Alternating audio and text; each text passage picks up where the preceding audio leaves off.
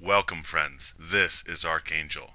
One reason so many are deaf to the message of male devaluation, why people think Green Eggs and Man is paranoid ramblings, or my videos are hodgepodge messes of conspiranoia theories from a guy who can't get dates, is because everybody points to the overbearing societal paradigm of patriarchy. Many guys I talk to will concede, yes, I have a couple good points on societal misandry, but they are anomalies observed by someone who has too much time on his hands. I have been silenced with such shaming tactics over and over throughout the years. I mean, really, don't guys still run everything? Aren't females oppressed by dudes as well? Everybody still sings these tunes. Yet, after much doubt and introspection, I realized that patriarchy is part of the matrix. It seems to be solid and real. However, once you tumble down the rabbit hole, not all is as it seems. Prime example, we do not occupy a world built by males for males. Patriarchy is actually a world built by males for female benefit. Our species is gynocentric, not androcentric. Thus, the motivations of all humans is towards the welfare of the female population. So it doesn't matter if there are more males running governments and corporations, because their priority is for female welfare. Patriarchy is a red pill. Male oppression of females for male enrichment is a farce. We do not occupy a world of male pampering and entitlements balanced upon the backs of females who have built and maintained the world. We occupy an existence of female pampering and entitlement balanced upon the lives of males who've built and maintained the entire world. We are a gynocentric species. It doesn't matter who built or runs what. Everything is for female benefit and welfare, not males. Patriarchy is also a false flag, a red herring diversion to justify our disposal of male life. Under this false flag, patriarchy is portrayed as bigoted and oppressive, which predictably incites people's predisposition to root for the underdog while devaluing the supposed self-interested oppressors. Males are big, mean pit bulls, picking on the delicate little female chihuahuas. We use males for their labor, their provision, their brilliance and invention, their protection, their very lives. Then we blame them for our usage of them. We portray them as oppressive and entitled in order to bypass our own conscience over their suffering and further justify the usage of their sex as utilities.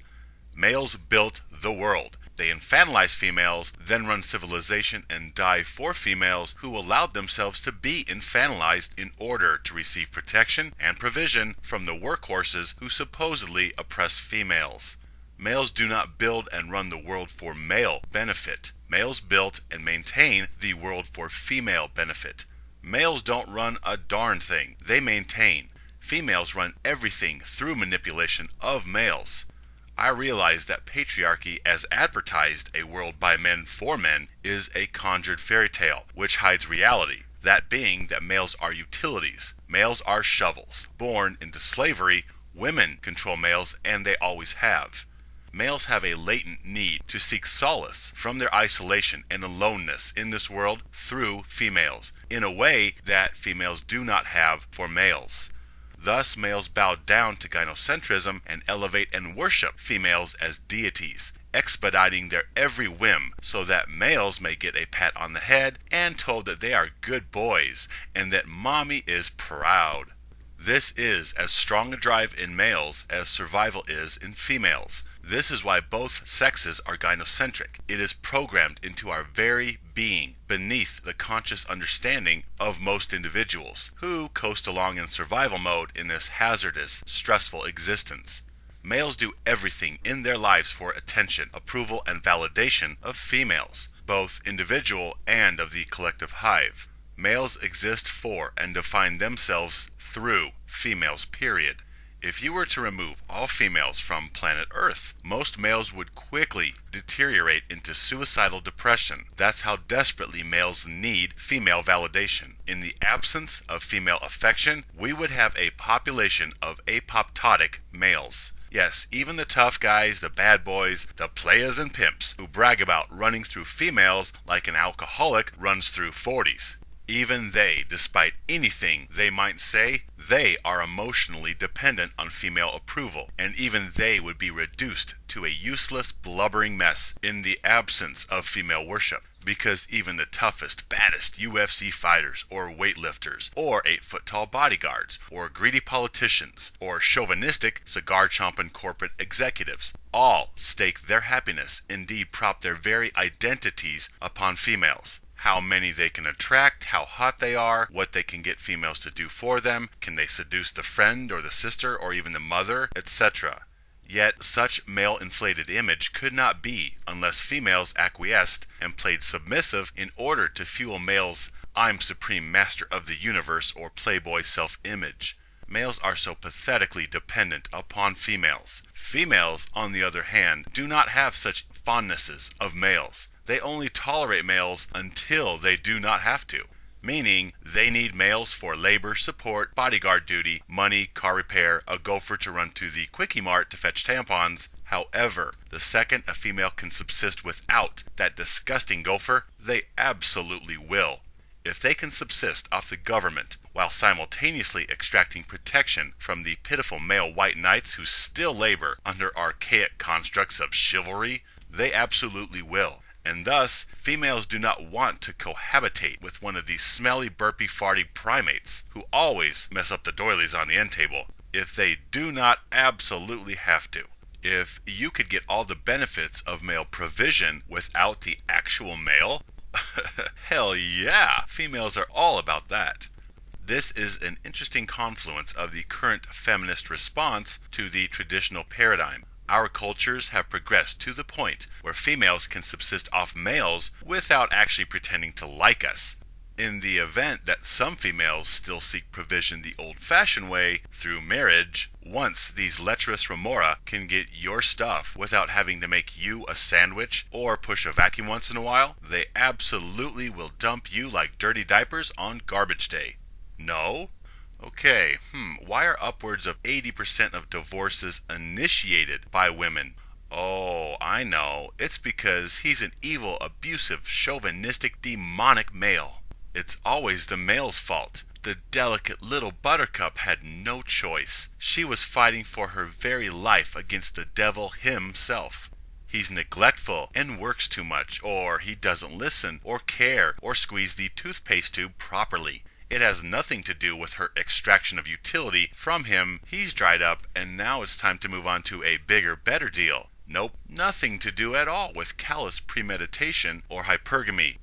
Couldn't be. Everybody knows that females are selfless, benevolent angels, incapable of apathy. There must be some altruistic reason she's accepting everything she demanded from behind legal representation. Child support, alimony, half his stuff, retirement entitlements, 401k, and why she continually poisons the kids against that loser bum father of theirs. It has been aptly demonstrated by females time and again that when their survival is not dependent upon men, they will get the heck out of Dodge.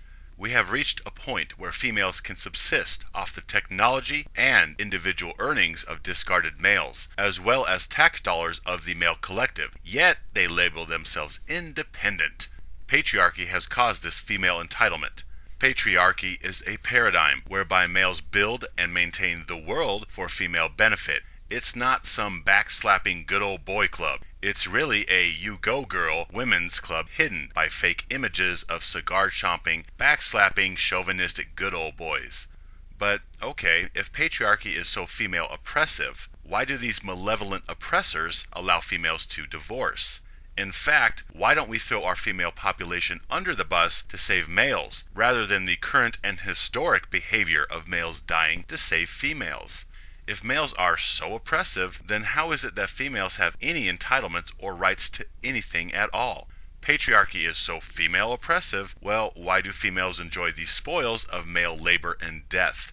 Why do males not treat females as pets for male benefit, where there is no personhood for females, literally? Instead, we have an environment where males abuse each other while clamoring for female attention, where a female gets jobs, pampering, coddling, entitlements, chivalry because of her vagina. who can make rape accusations and be shielded. She can usurp provision from males, and she doesn't have to go or be killed in war. These don't sound like male-enhancing privileges that a world built by males for males would employ. We can observe in many cultures of strong marital tradition that the minute females discover subsistence elsewhere or are allowed to abandon the misandristic institution of marriage, they do so blatantly and in mass droves. This demonstrates that females have power and are not victims of a stifling patriarchy that eats females for dinner.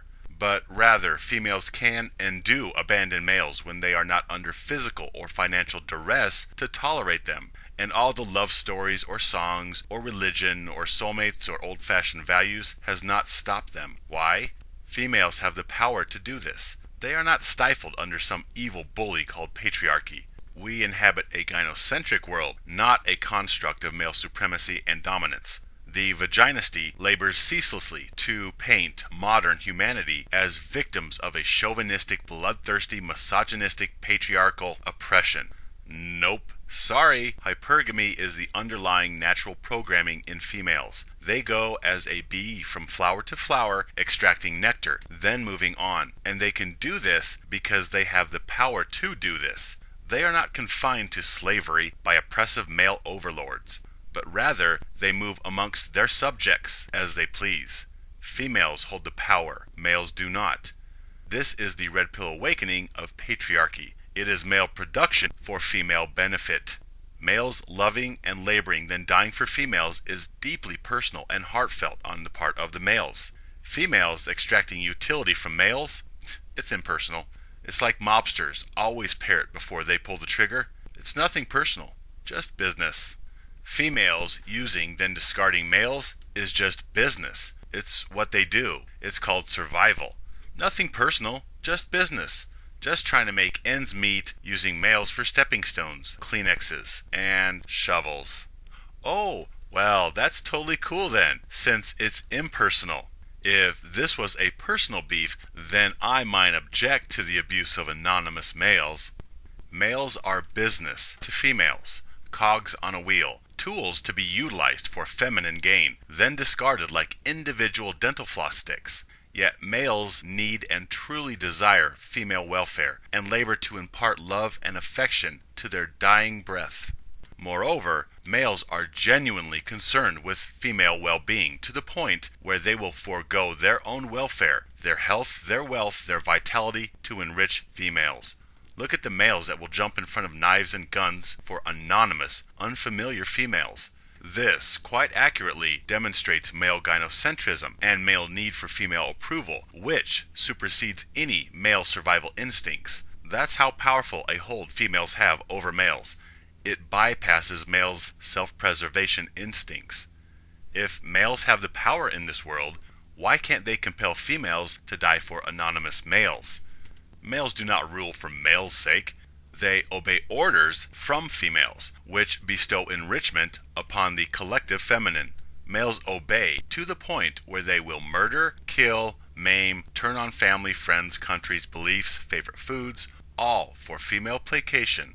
The saddest part is that males actually believe females would do the same for them. Worse yet, males know females would not do the same for them, and they still prostrate themselves before apathetic slave masters.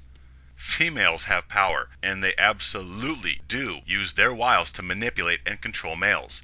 Whether they are attractive and peddle sexuality, or whether they invoke fragility and tender delicate weakness, or motherhood, either way, all females can prey upon male sympathies and essentially manipulate and control any male to their own ends, without exception. Males will bitterly refuse to succumb to that nagging feeling that females cannot love males the same way as males idolize, worship, and truly love females. Males will fight this truth till their deathbed. They would rather die with their illusions intact that females are benevolent angels, rather than face the coldness of reality, that males are alone, and that nobody cares or is coming to rescue them. It is a bitter awakening, and I understand why males do not want to admit the damnation which is necessarily present within gynocentrism. So males content themselves to the business of flies, who tell themselves that the spider actually cares about fly welfare. The web is a benevolent safety net erected for the comfort and welfare of the fly. One of the biggest revelations amid the thousands I have had along my red pill journey is that, contrary to popular belief purported by chick flicks and romance novels, romance is actually for males. Males have projected romance onto females because they do in fact wish that females were as starry-eyed and twinkle-toed romantic as males truly are deep down inside. Males project their traits of tender, passionate romance onto females, and females play along after seeing how easily manipulated out of protection and provision males are while under this spell of romance. So, wait. You're saying all I gotta do is play the weak damsel in distress and I will have everything done for me in life? Where do I sign up? Yeah, patriarchy, male oppression, a world by males for males. Really? If this world was built by males for males, then why did we allow women to vote? Why do we allow them to divorce and take half our crap and child support and alimony? If this is a world by males for males, why do males die defending females? If this is a world by males for males, why do we have female affirmative action? If this world is male dominated and is the oppressive boys club that it is painted to be, why do we cater to females and allow them any of the aforementioned items which hurt male interests? You want to pretend misandry and male devaluation doesn't exist because there are a bunch of white males running business and government? Okay. Well, why do we allow females to roam about unsupervised rather than being chained to the stove at home? Why do we tolerate females complaining about insufficient chivalry while males go homeless and hungry, especially males who have served their country? I thought this was a world by males for males. I hear time and again about how males dominate everything, with the underlying inference that if males wanted to end male disposability, they could, since they are in charge of everything. So, if this is true, then patriarchy must hate males worse than the most militant feminist hordes, because males are in charge, and thus they could stop misandry, since they are the ruling class. This ruling class allows male utility and disposability to run unchecked, right? Well, yes and no. No, males are not the ruling class, they never have been. And yes, males are the only ones that can stop disposability by walking away from gynocentrism, not embracing a return to traditionalism. Conservatism? Really? Traditionalism caused male devaluation. Oh, but hey, let's go back. Males are more authoritatively visible throughout history because males were the ones who built every darn thing in this world. Males had to be more visible because they were expected by females to tame the random brutality of nature for the benefit of females. Males are, and always have been, expected to toil, labor, defend, protect, and serve as female shields against this hazardous world and its indifferent environment. Males were cast into an authoritative template by females. And now females want to complain that males dominate everything, from business to sports to governments. Males are running all the affairs and doing the heavy lifting as usual, making decisions and inevitably being the bad guys for it, while little Muffin sits at home and is supported, protected, and mocks the very males that enable her provision. Females are more than happy to manipulate males from the curtains, then point fingers when they take a fall. Females failed to jump in and do or build or tame anything, so males had to. Yes, currently there may be a bunch of old white males who occupy and hold tight to business or government seats because they are so brainwashed that they want to pass along the business or government seat to another male they can trust, groomed to continue male subjugation for female interest. Males are indoctrinated with being white knights, with images of female delicacy and fragility, and such males seeking to retain the public face of corporation, business, and government is simply males serving the gynocentric machine and putting their coats over life's puddles for Cinderella. A world by males for males. Look closely and you will see males still doing all the heavy lifting for the female populace. some males may realize deep down what female nature truly is and hold fiercely to a business that they built and pass it on only to male offspring as a defense against female manipulation, so as to retain some piece of his accomplishment, some semblance of pride, some shred of value that society has not usurped from him via the gynocentric hordes and drones. And furthermore, it really doesn't matter the sex of those who are supposedly in control. If they push a gynocentric agenda, which all humans do, then all debate is a moot point. You can point to males heading up business and government all you want, yet those males exist in a pro-female misandristic society, and they have the tendency towards female protection at the risk of their own welfare, written into their instinctual programming. So the gender of world leaders matters not. Both men and women push misandristic female entitlements and anti-male agendas. Really, in the face of our gynocentric species, which is humanity, what does it matter the sex of those in office? Even if it's a bunch of old white dudes, all is done for female welfare and benefit. What does it matter if cows appear to dominate the farm? If they are pushing chicken's agenda, what does it matter who has hoofs and who has beaks? A world by males for males. Please, males don't run squat. They are disposable tools for females and the handful of higher-up alphas that do the vaginistes bidding.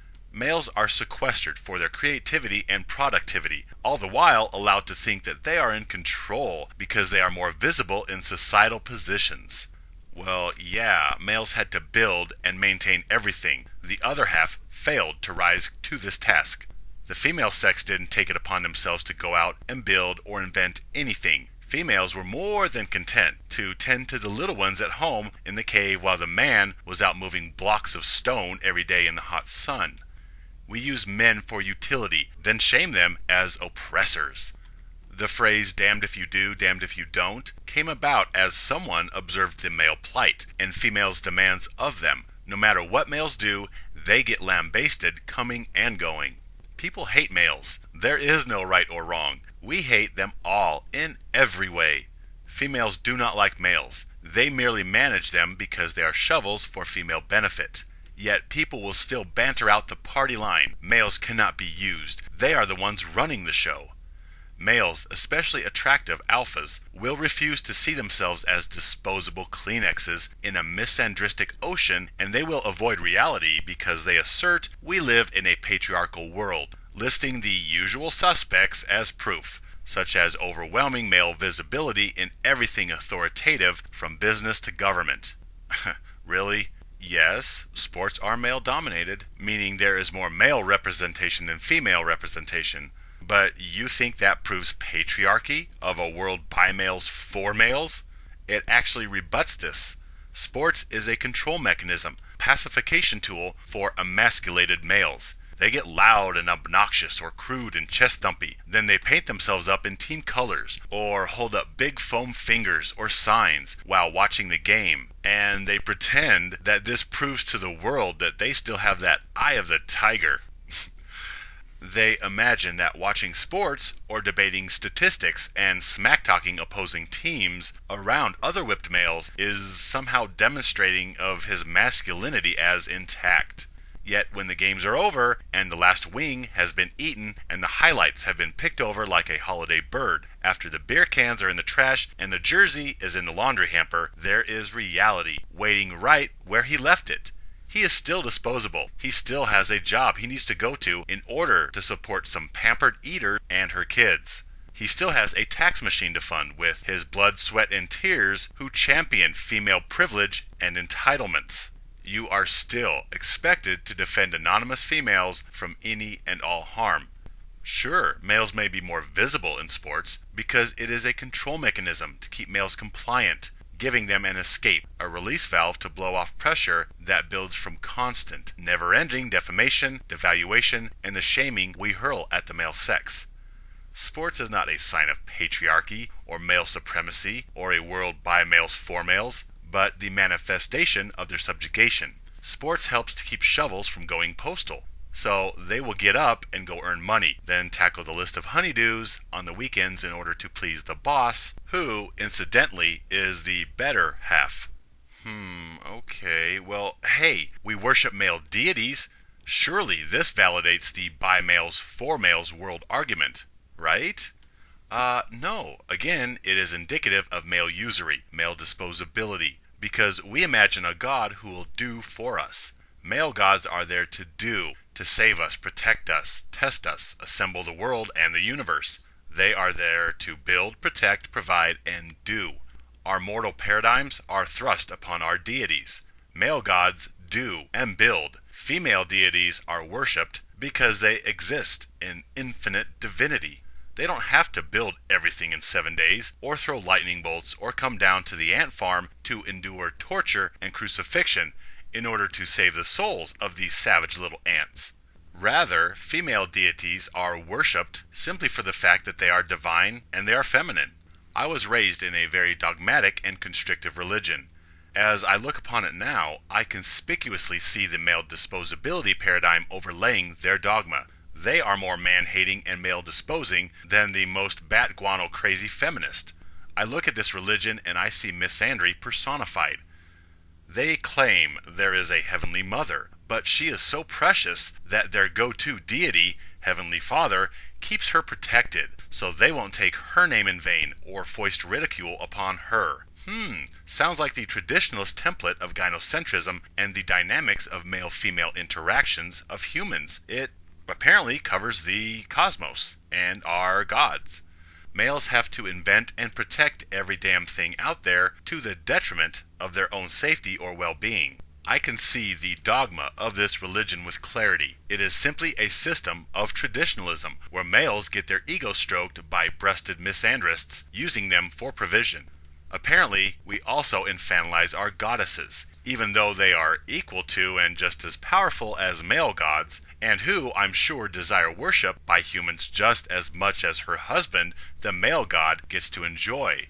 Instead, we infantilize this divine mother as too fragile and precious to be known to humans, so she is spoken of only in passing. Meanwhile, the male, the Heavenly Father, much like human fathers, gets to be the target, the whipping boy for all slander and hatred hurled skyward. Ultimately, this religion, like many others, grew and adapted their dogma based upon interpersonal male-female templates. We thrust our perceptions and societal paradigms upon the heavens. We did not receive paradigms of misandry and male disposability from on high. Yeah, if God was all-powerful and all-knowing, and most importantly, all-loving and compassionate, then the Almighty would not decree institutions whereby half the children born would be abused, used, and discarded, while the other half would be denied advancement and growth because of infantilized coddling and pampering. What parent is going to send their kid off to school where they will be abused and valued less than the other students? And furthermore, what parent is going to send their kid off to school where they will learn nothing because they are pampered the whole time? Somebody else is doing their child's assignments for them. Really? I have a good friend that laughs off my straitjacket conspiracy theories about societal devaluation and disposability of males. He comes from a culture that may appear harshly patriarchal, and he feels traditionalism still reigns supreme, and that males indeed run everything, and is of the opinion that females do serve males. He is still the boss. When he says this, I look at him with the same pity that he looks at me and my tin hat male disposability hypothesis. Yet there is a chink which shades his observation. He is very physically attractive. So he subscribes to the guise of patriarchy, and he is very attractive. I can see why he believes the Matrix is real and dismisses me as a misguided whack job. Attractive males are much likelier to acquire alpha status with the gynocentric regime of matriarchy, which is what we truly have. Even though females want nothing to do with males beyond utility and protection usurpation, females are still human and still swayed by the chemicals of physical attraction. And, if given a choice, many would like to find the best looking tool they can. Most females would rather have a shovel that looks like Brad Pitt rather than Danny DeVito. And even if females do not care about the physical looks of their shovels, in a sexual arousal type of way, still, attractive males speak to a female's instincts for reproduction by insinuating good genes. Thus, attractive males do get a leg up over their gargoyle counterparts, and females clamoring for them tricks them into believing that males rule the world. They of course have no point of reference for discussion of male utility and disposability. They have always been privy to an influx of females pursuing them. Yet, when push comes to shove, society will sacrifice Fabio before even the lowliest unattractive female. That's how much males rule the world. You and your good looks, or your government position, or your CEO status of some company, your self-aggrandizing status as playas and pimps, you are valued less than even the most homely female on welfare. Take these alpha males and strip them of accolade or societal position and place them on a sinking ship, and you'll see patriarchal worth in action as you sink into the water while watching the life raft full of females drifting away. Patriarchy, a world by males, for males, male supremacy, male domination. Please, you take a male and a female, strip them of everything, and drop them on a deserted island. And guess what? The male is considered disposable next to the female. The male has lower worth than the female. It doesn't matter what he was back in the real world. Still, as females would flock to my friend, and indeed chase and go out of their way to pursue and even stalk him, I understand why he felt male dominance to be the correct societal hypothesis to which humanity currently adheres. For a time, I even questioned myself whether I was all wrong and he was all right. On the surface of the argument, it sounds convincing. Males appear to be in positions of power and authority, but again, those in such positions push gynocentric agendas. So it doesn't matter who wears skirts or trousers. All roads lead to male disposability. That bears repeating. It doesn't matter the genitalia of those in authoritative positions in society or business. All beings push gynocentric agendas, meaning we elevate female worth and devalue male worth. Plain and simple. Patriarchy. There is no patriarchy. There is no world for males by males. Moreover, ignorance of what exactly constitutes patriarchy or traditionalism demonstrates a failure to grasp the criminality of such paradigms. They thrive on male life, male disposability. But okay, if we exist in a patriarchy which is ripe with male entitlement, because males run everything and oppress the lowly, delicate little flower petals, as most of the world will still insist that we do, then why do males die for females? Upon the blood, sweat, and tears of which sex is the world sustained? Upon the sacrifices and deaths of which sex does this world continue to exist? Which sex gets to enjoy equality and chivalry? Which sex is treated to the enjoyments of divorce entitlements and affirmative action and exclusion from selective service? In order to extract utility from males and maliciously use them, we must indoctrinate the populace with male oppressive, patriarchal propaganda, while females forever play the victims to further entice male utility by invoking their protective instincts towards the weakened or disadvantaged. Males, who simply accept civilization at face value, will observe a bunch of old white dudes heading up government and industry, and thus they will assume, yep, the feminists are right. Males run everything, and thus they must be the oppressive murderers and rapists and plunderers they are painted as. So we better protect and serve the poor womenfolk.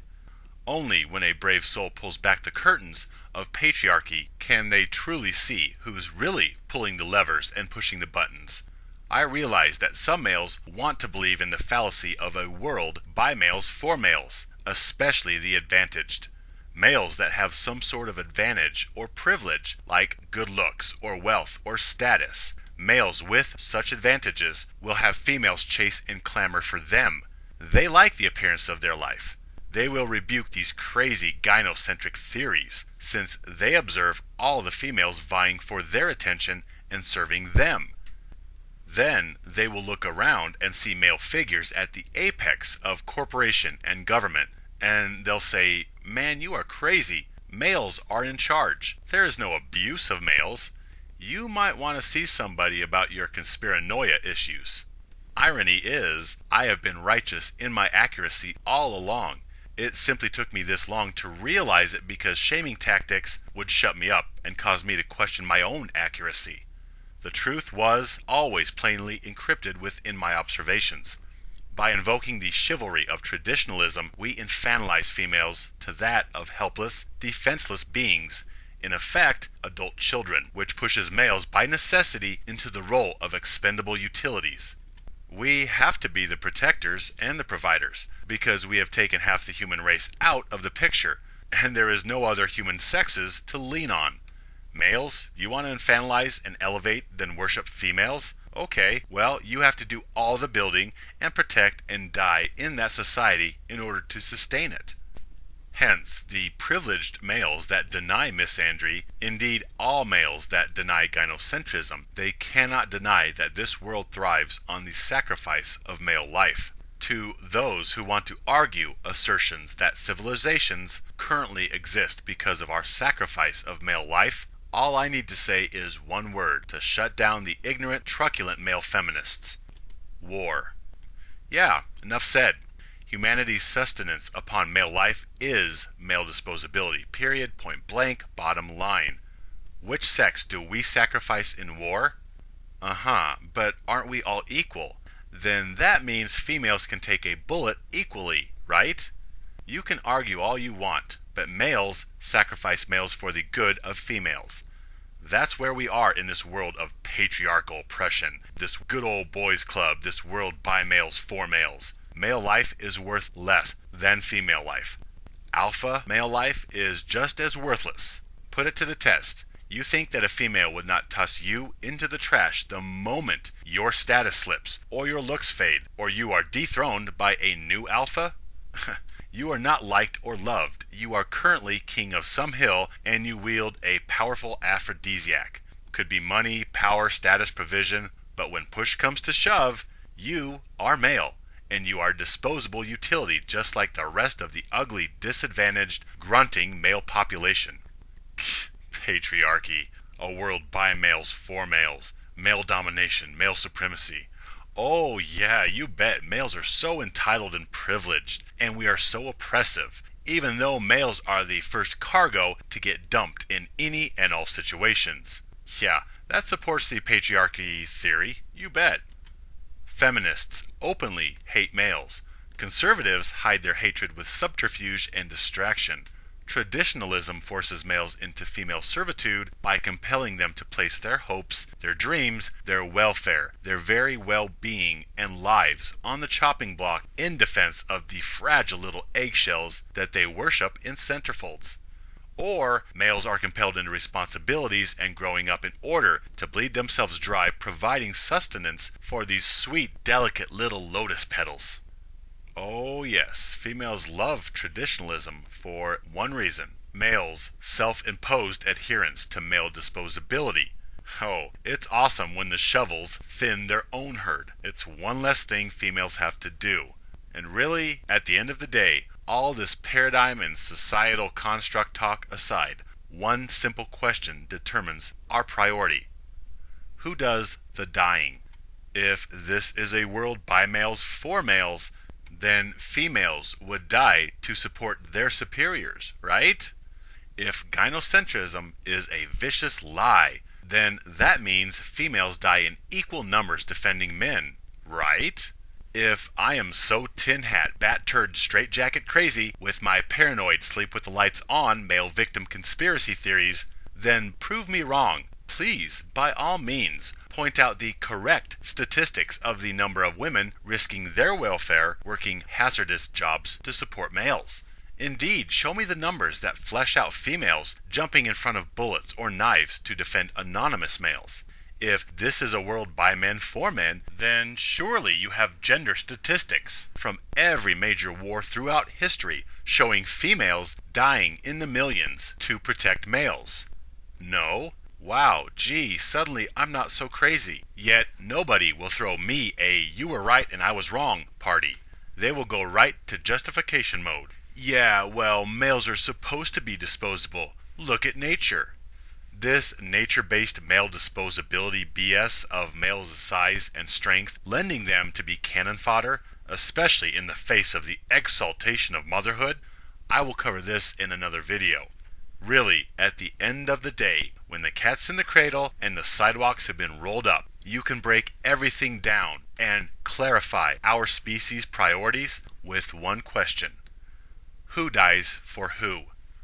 All the traditionalism, conservatism, patriarchy, matriarchy, every paradigm we introduce that is meant to explain the who, what, where, when, and why of gender interaction and worth, this is all bottom lined by our society's priorities, by the very programming of the human animal.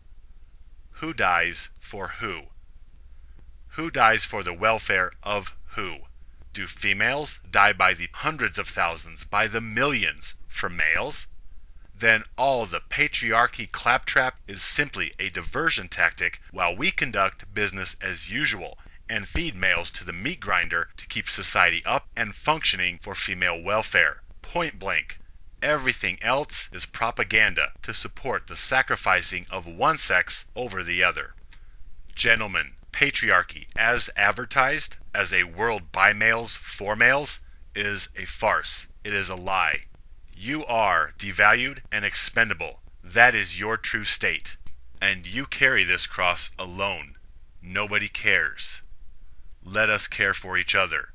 Help me to liberate other enslaved and subjugated males. Stand with me. Live free.